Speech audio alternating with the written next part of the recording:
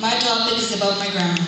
The stuff that I'm going to talk about today is my past, is her past, like when she was born and when she moved to Saskatoon and her family.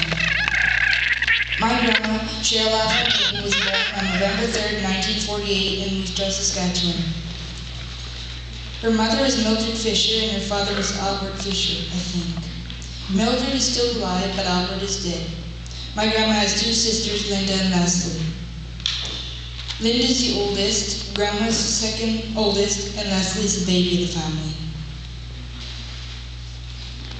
I think, but I don't know for sure, that they are each 3 years apart. When my grandma was 14, her and her family moved to Saskatoon, and that's where they started their families. Linda married Jake Teason and had 2 kids. My grandma first married Ruth something and had 1 kid and later divorced. Leslie married Robert Lavoie and had 2 kids.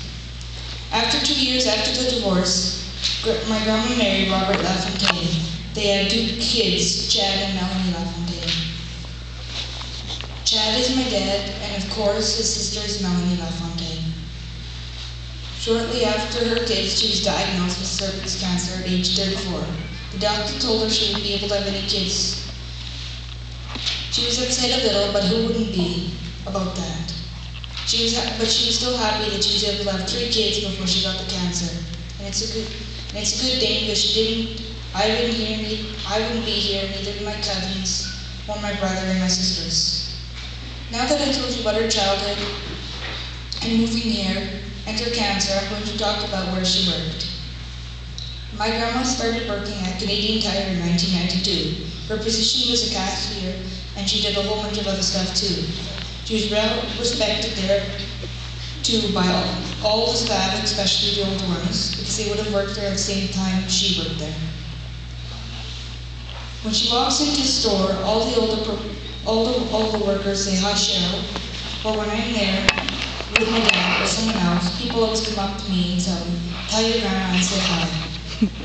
Then they would walk off. After Canadian Tire, she went to work at Brandon Joy and whatever that is. My knowledge about that place and who she worked with is very little. All I know is that she worked with my dad, and while they worked, he called her Cheryl instead of Mom. When I was talking to her the other day, I told her I'd call her Grandma while we worked instead of Cheryl, because it'd be hard to switch from Grandma to Cheryl and Cheryl to Grandma again. After 8 or 10 years of working at Brandon Toy, she went back to Canadian Tire in 1995 and stayed there until 2005. After she retired. In between 1995 and 2005, she was diagnosed with breast cancer. That one was really bad, but I can't remember what happened now. The only thing I remember is my papa taking me to visit her in the hospital. I just remember being scared half to death for 2 reasons. Number 1 was being 4 and not used to seeing people sick. And number 2 was seeing your grandma with a million machines keeping her alive. That happened in 2000. I phoned her yesterday to ask her when she had breast cancer, and she said 2000. I almost fell over because it only happened 8 years ago and it seems like more. That's all the things that happened in her past. Now I'll talk about what she does now. From Monday to Friday, she's busy helping other people do stuff. Today she came to watch me give the speech about her. She only found out about this 5 minutes ago, and it was really hard to keep that a secret from her because I was asking her all these questions. After this, she's probably going to go to my great-grandma's house and do her laundry and clean her room. After that, she's probably going to go pick up my cousin from school. Then after that, she'll go home and make supper for Papa. That is an average day for my grandma, except for the speech part. That is just what she's doing today. But the other stuff happens every day. Sometimes she'll take my Auntie Angie to the doctor, or she'll babysit my sister when my dad is at work and my mom's teaching. Other days, she'll take Auntie Merlin shopping, and on Tuesday, she'll take my great-grandma shopping. See, the list goes on. And if I continue the list, we'll be here till Christmas 2013. the weekends, Papa and Grandma go to their acreage, but rarely by themselves. Almost every weekend, either I go, my sister goes, my brother goes, or my cousin goes, or they have company. Just last weekend, me and my cousin were there. The next weekend, my brother, my sister, and my cousin are going again, and my auntie and her boyfriend Curtis. They rarely are ever by themselves, but the one thing we never hear from them is no, we can't come, we want to be by ourselves this weekend. The only time they say no if they're going to PA on one Saturday, which rarely ever happens, so there's always somebody there. Now that I talked about what she does now, I'm going to talk about what she did to herself this summer.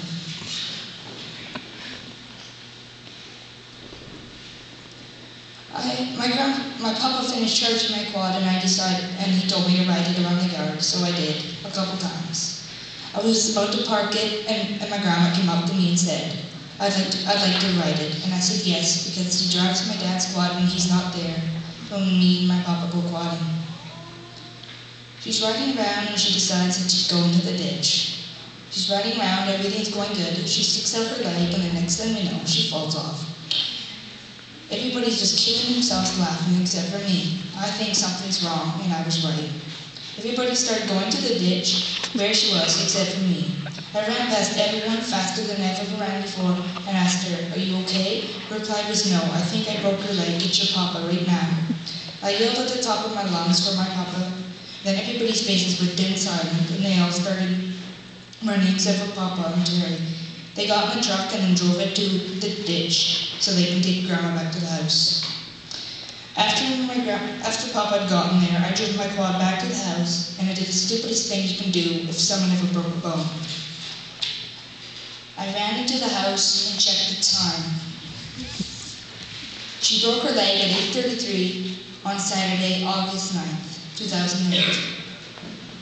Now to sum up why she is so amazing, she's 60 years old, she helps the world, and she has 2 types of cancer in her lifetime. And she has a broken bone. And she has had a broken bone. Thank you.